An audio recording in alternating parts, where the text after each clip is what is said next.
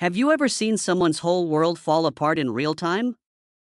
5 minutes ago, Buckingham Palace broke news that was so terrible and clear that it shocked people on every continent.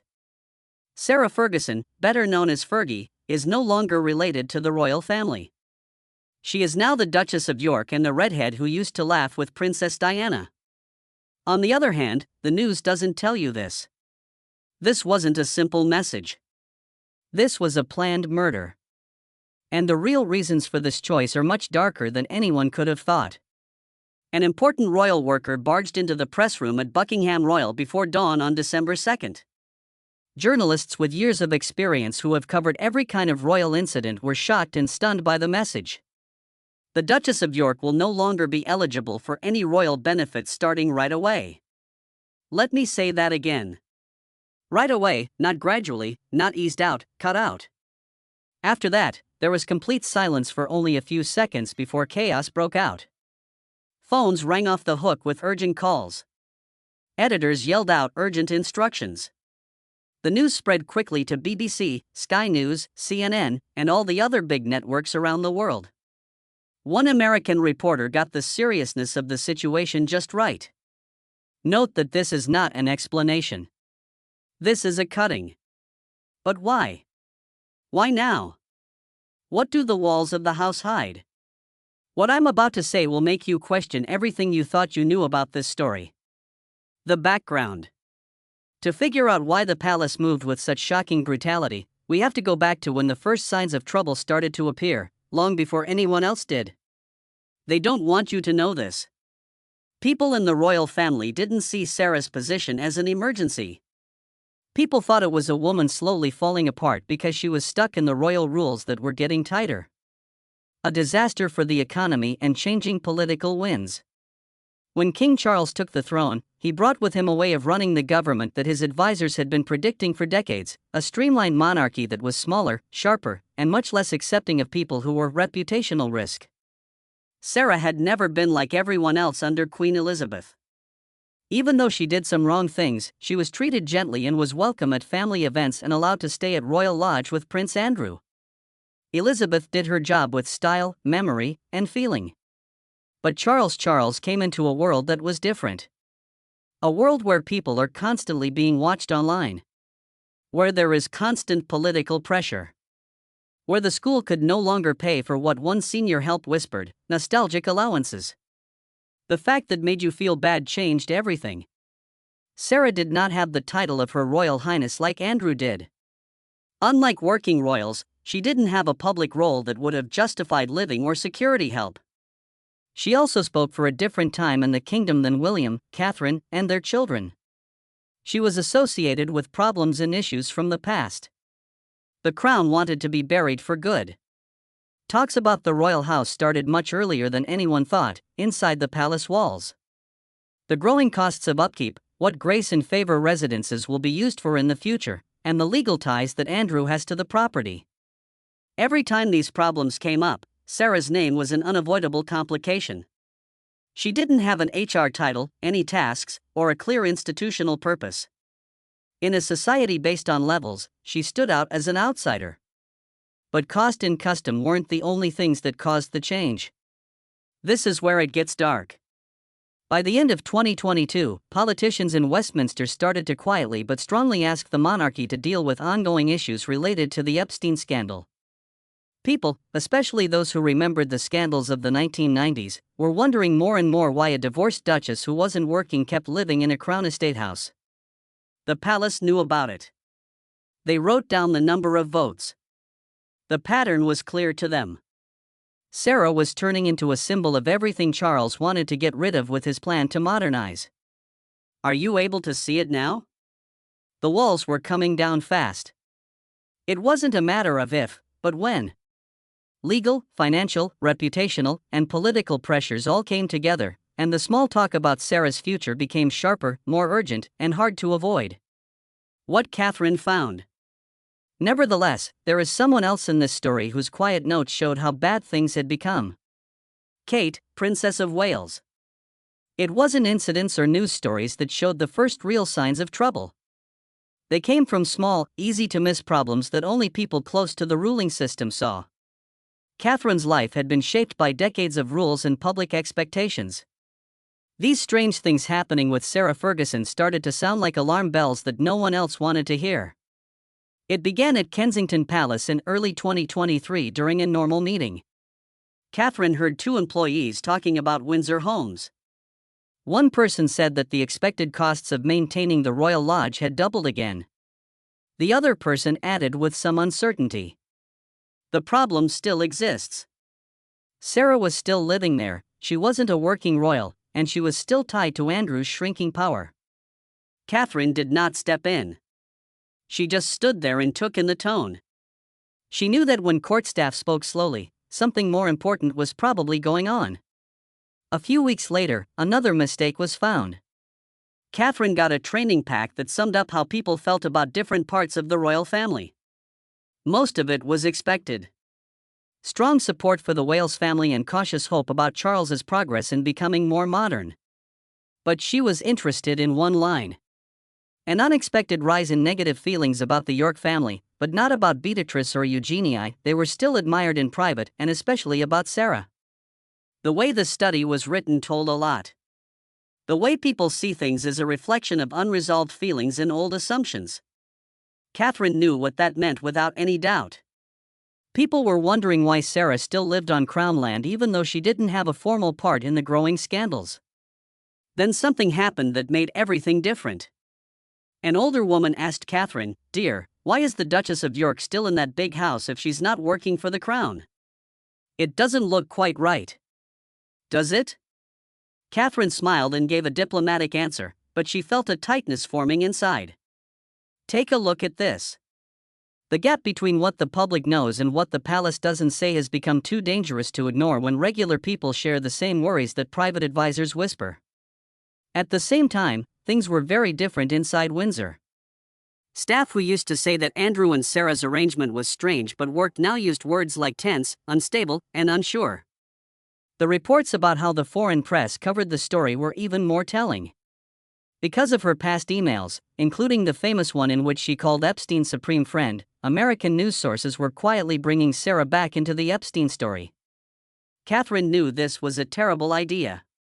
When someone is involved in an international scandal, the Crown's risk assessment changes totally. Sarah had no role, no institutional shield, and no functional reason to stay within the royal framework. In the late summer of that year, Catherine was shown an internal document that compiled threats to her image from outside sources. Sarah was named near the top. The reason was very clear. A royal family that isn't working, has unstable finances, is visible to the public, and has unresolved relationships draws scrutiny that goes against the modernization plan. In royal language, do you know what that means? The strategy meeting was the start of the end. As December got closer, the mood inside Buckingham Palace had changed from quiet worry to strategic urgency. No longer was it a question of whether something should be done. It showed how far the Crown was ready to go. At the center of this change was Queen Camilla, who knew better than anyone how fragile the public image of the royalty could be. Camilla often woke up with thick folders of news summaries in her hands. But in the past few months, a troubling trend had become clear. Major American news sites stopped focusing only on Prince Andrew's fall. They were looking at Sarah now. There were pointed questions in the Washington Post, on MSNBC, and in late-night CNN shows about why the Duchess of York was still living in a Crown estate home while facing reputational risks from Andrew's crimes and her own financial problems. The tone changed from being interested to harsh criticism. And for a government that cared a lot about how it looked around the world, this change was very important. Camilla asked for a private meeting in the Green Drawing Room, which is far enough away from other people to be quiet. Sir Edward Chapman, a top advisor with decades of experience handling crises, was invited, as was Fiona Lyle, a communications strategist known for having very good instincts, and Rupert Kane, a former editor who had led the palace through rough media storms. She started out very calmly, but it was clear from the tone of her voice that she was in a hurry. There is a limit to both public and official tolerance. Sir Edward opened a document that was a summary of the increased foreign coverage. There were a lot more stories in the American media about Sarah's money problems, the Epstein link, and the renewed congressional investigation. Even major British media, which used to be wary of putting too much pressure on Sarah, saw her attendance at Royal Lodge as proof of her lack of consistency. Then Princess joined the conversation, and she didn't hold back. The government needs to be streamlined, not the past brought forward with us. And had always had a lot of respect for Sarah as a person, especially when they were in public together with Diana. And, on the other hand, thought that institutions could only stay alive if they followed rules, not memories.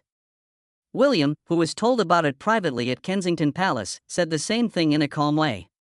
He knew how hard it was to mix public duty with personal loyalty.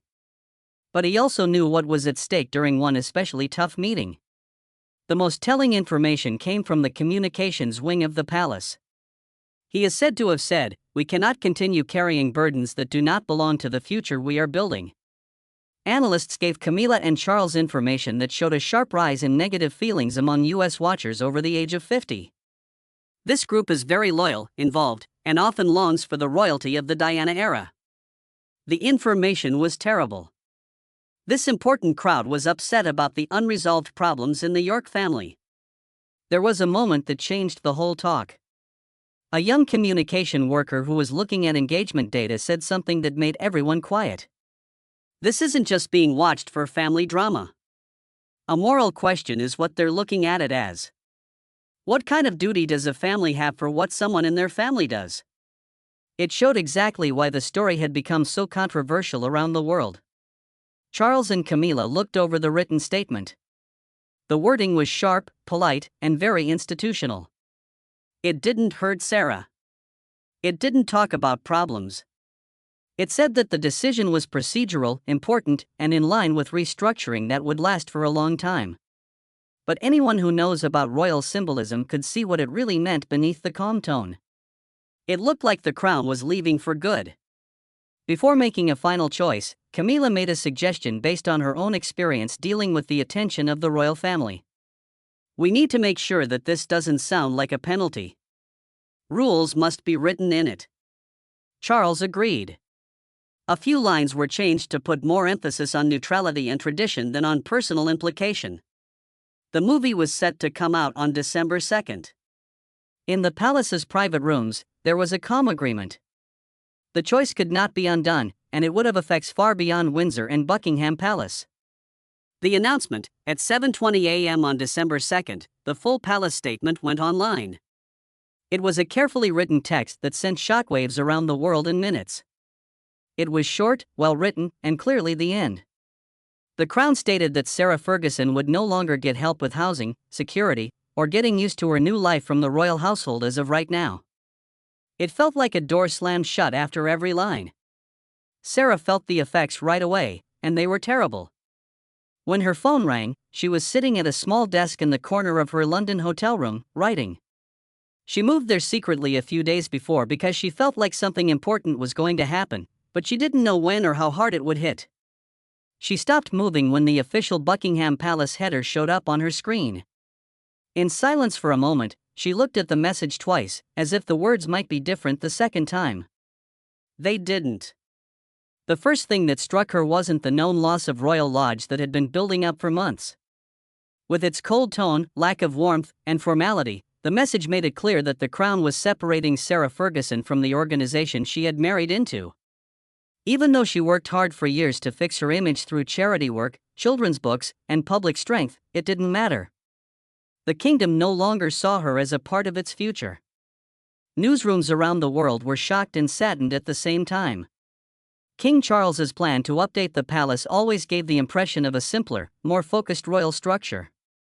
But no one thought the Duchess of York would be hit so hard and in such a public way by the change. The timing felt very precise. Andrew was already being moved to a smaller house in Sandringham.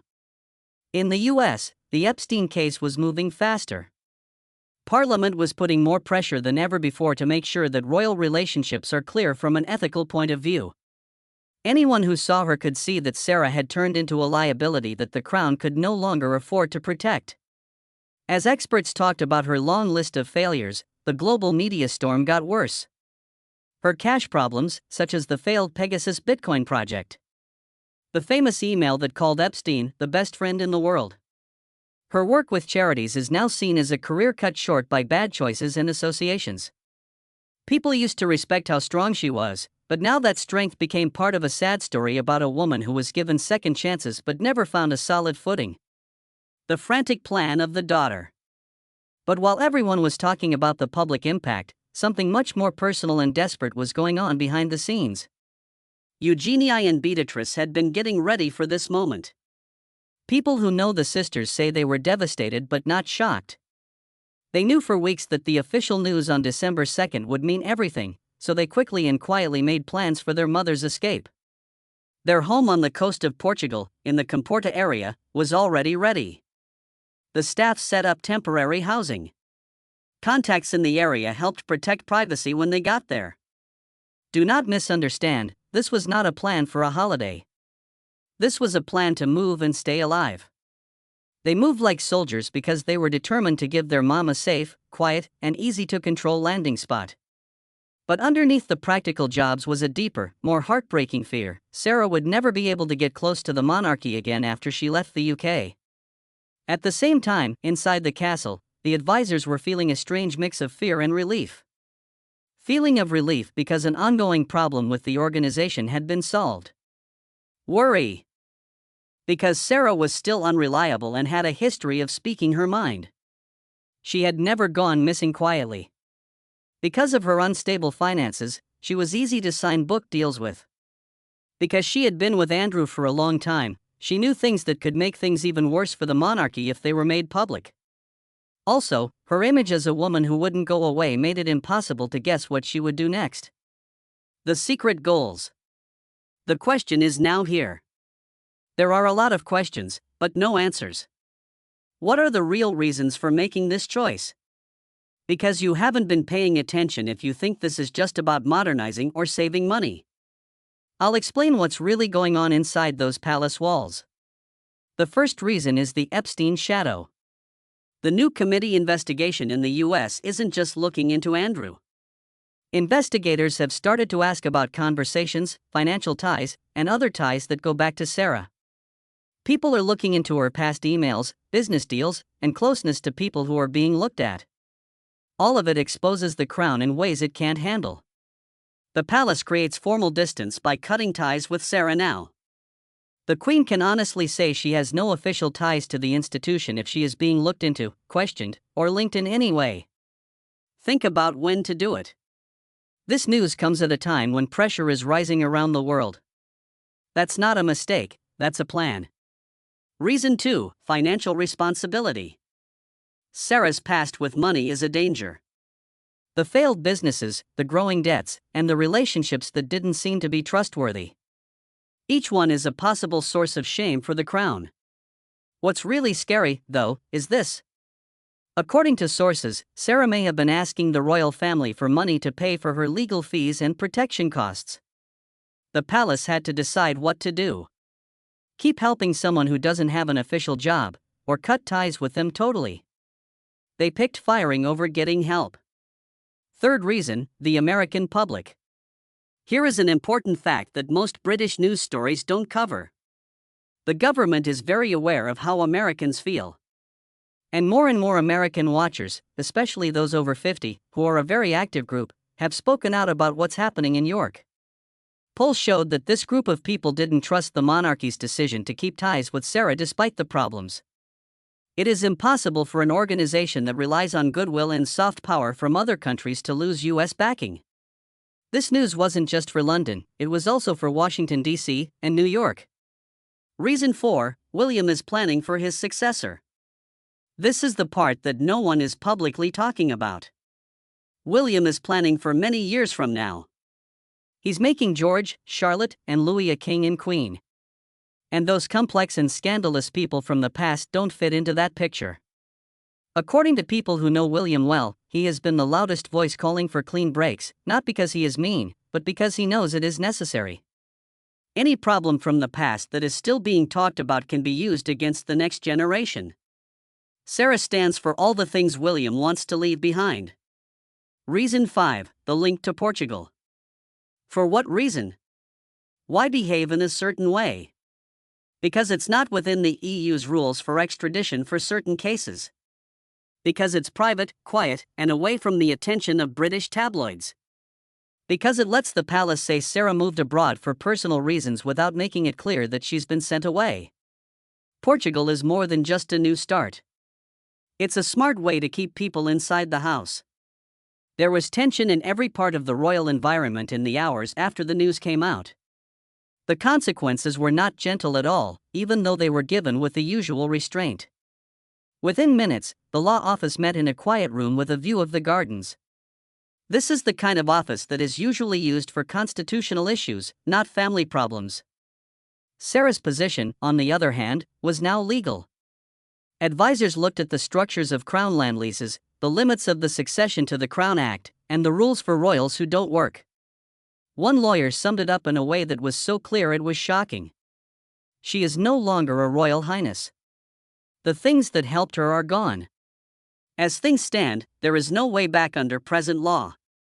It was a piece of law, not an emotional statement. It was final, though, and even people who are used to clear lines felt it. Real life had already started to change Prince Andrew's world at Windsor. He would be moved to a smaller house on the Sandringham estate before Christmas, the logistics team revealed. A layoff that was presented as a normal reorganization, but everyone knew what it meant. Andrew would stay in the king's house. Sarah wasn't going to. Their long and strange relationship at home had finally reached its end. Not out of feeling but because of the law. William kept quiet as he watched what was going on at Kensington Palace. He didn't have a personal grudge against Sarah, but he knew that her unstable finances and closeness to Andrew's problems were bad for politics. In private, staff said that William seemed more relieved than upset. A remaining doubt had been cleared up. Catherine's point of view was also solid, though it was quieter. She felt sorry for Sarah. Both women had been hurt by the gossip machine. But Catherine also knew that the palace couldn't hide someone whose presence made it harder to modernize. She thought that letting Sarah go, no matter how bad it looked, was the only thing that could work, even if it was a nightmare in real life. In the administrative wings, helpers went through the actual effects, which read like a list of bad things that could happen. Without royal backing, Sarah would no longer be able to get security, which is a big problem right now because people are interested in her past again. The Home Office told her that she would have to make her own plans for safety while she was abroad. Any trip to a country that helps with U.S. investigations would need to be carefully planned out legally. These weren't just theoretical questions. They were important and possibly dangerous practical facts. The financial assessment was just as bad. Sarah would need to make a lot of money right away if she didn't have access to housing, protection, or the safety net she had been relying on for decades. This is where things really start to worry me. Sarah Ferguson, who is desperately poor and knows a lot about the royal family's business, personal connections, and private conversations, is the exact type of risk that keeps palace officials up at night. Book deals, tell-all talks, and appearing in documentaries are all things that could go wrong. Even though the house cut ties, there was still a chance of harm. It could be said that they raised it. The daughter's sadness. It was hard for Beatrice and Eugenie to get out of their situation. Daughters who have to go to school but also want to be safe with their mothers. They knew what the palace had decided. They had seen the rising stress and the incomprehensible contradictions. But knowing didn't make it any easier to watch their mother be officially kicked out of the only world she had known for almost 40 years. Multiple sources say that both girls called their mother as soon as the news came out. The talks were short, emotional, and mostly about what needed to be done right away. The York women always do what they've always done in times of trouble. They do something. They keep us safe. They make it. The plans sped up. The documents were given in secret. The bank accounts were looked at. A legal counsel was hired to help Portugal make the change. Every little thing was important because one mistake could put their mother in danger. It was no longer the palace's job to protect her. What was really important, though, was a question that neither sister wanted to ask. Once their mother left Britain, she was pretty much sent away by the institution their grandma used to run. Would she ever really come back? The world reacted. This is where I need your voice. Which place or country are you in to watch this happen? Because based on where you are, this story is being read in 3 different ways. People in the United States see this as the monarchy finally living up to current moral standards, even if it's a long time coming. In Britain, people have different opinions. People from older generations have good memories of Sarah and think this is too harsh. Younger people see it as an institution's long overdue spring cleaning. People who follow the royal family in Europe, especially in countries with their own monarchies, are looking at this as an example of how modern crowns should handle problems related to heritage. People in Commonwealth countries feel a range of emotions, from sympathy to anger, that the government keeps making drama when it should be focusing on doing useful work. Your point of view is important because how this story is understood around the world will affect how historians eventually judge this choice. Tell me where you're watching from and how you really feel about it in the comments below. Sarah's reaction was quiet. Sarah stayed in that London hotel room as night fell on December 2nd. She hadn't said anything, been seen in public, or even shared anything on social media. For a woman who is known for talking a lot, that silence said a lot. People who were close to her said she was in a state of shock and fierce determination. She had been through scandals, divorces, losing everything, and being shamed in public before. But this wasn't like that. There was no way for her to fix this problem or say sorry for what she did. This was a rejection by the organization. Absolute and can't be changed. Friends say she talked on the phone for hours with her children, her lawyers, and a small group of people who stayed true to her. She carefully looked over papers, made lists, and thought about what to do next with the measured focus of someone who knew how bad her situation was. Sarah Ferguson is a lot of things, but she's never been quiet. As the night grew longer over London, one fact became more and more clear. The house moved. Everyone was now waiting to see what Sarah would say. The monarchy's risk. The choice by King Charles and his advisors to cut ties with Sarah is both a win and a huge risk. The win. They got rid of a problem that was getting harder and harder to deal with. They have made their objectives clear when it comes to modernization. They have legally and politically distanced themselves from problems that might happen in the future. The chance. They have also made a loose gun out of an ex-royal who is poor, angry, and has nothing left to lose but inside information from decades of being a royal. From the past we know that royals who are sent into exile don't always go quietly into the Portuguese sunset. They are the Duke and Duchess of Windsor. Princess Margaret as an old woman. Even Diana in the last year of her life, when she was away from the institution but still had the power to shake it. Now Sarah has the same power. Modern media, social networks, and a worldwide audience eager for royal secrets have made this problem bigger. The palace's plan is based on the idea that Sarah will be able to calmly accept her exile, disappear, and let the monarchy go on without her. What if she doesn't? What if she starts talking to partners with journalists, documentarians, or writers who would pay a lot of money for her story because she is desperate for money, angry, or just plain frustrated? What if the palace made their worst fear come true? What does this mean for us?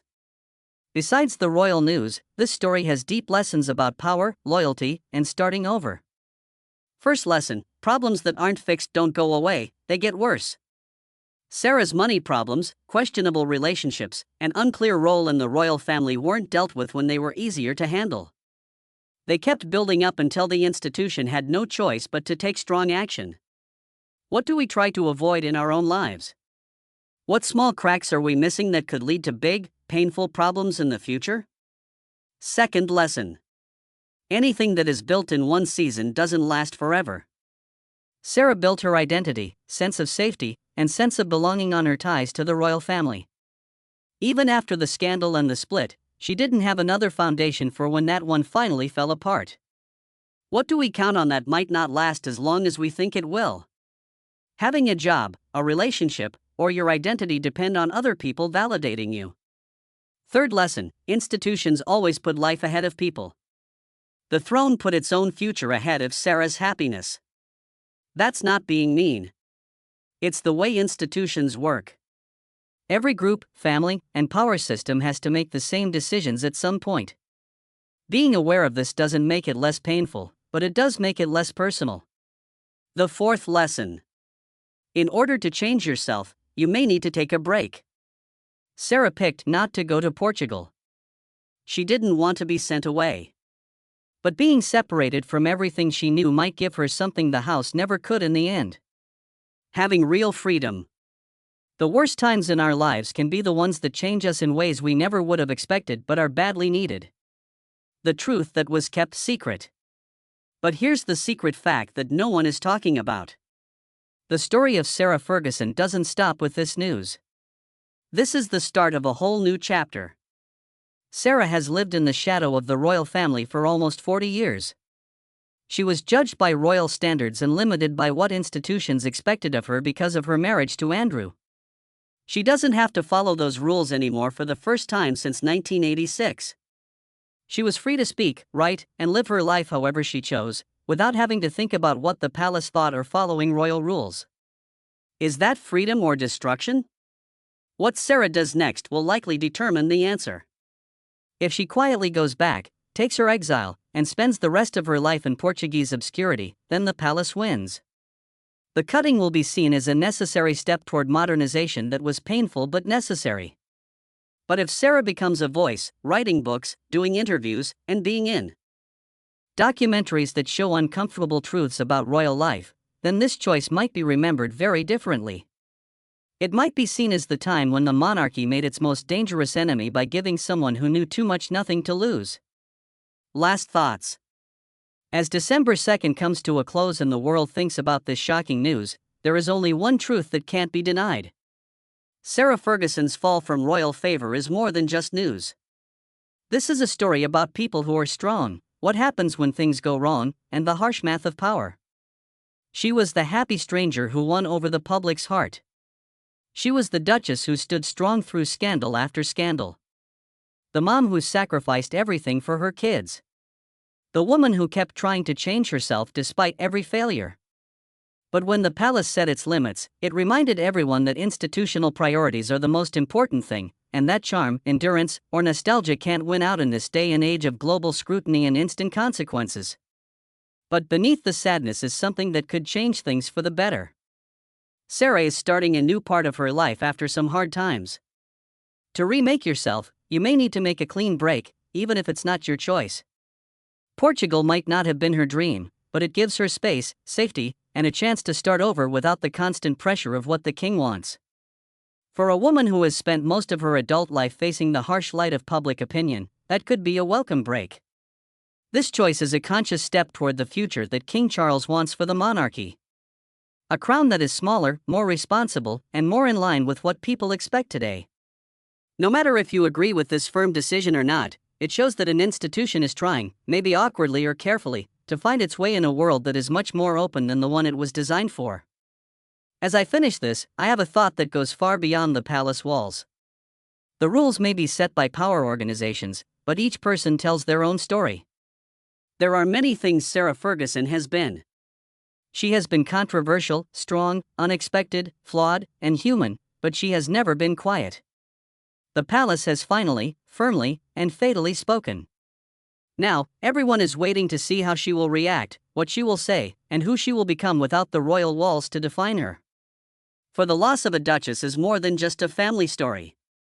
It reminds us of how thin the line is between consequences and new beginnings, between governmental power and personal choice, and between the life we build and the life that is built for us.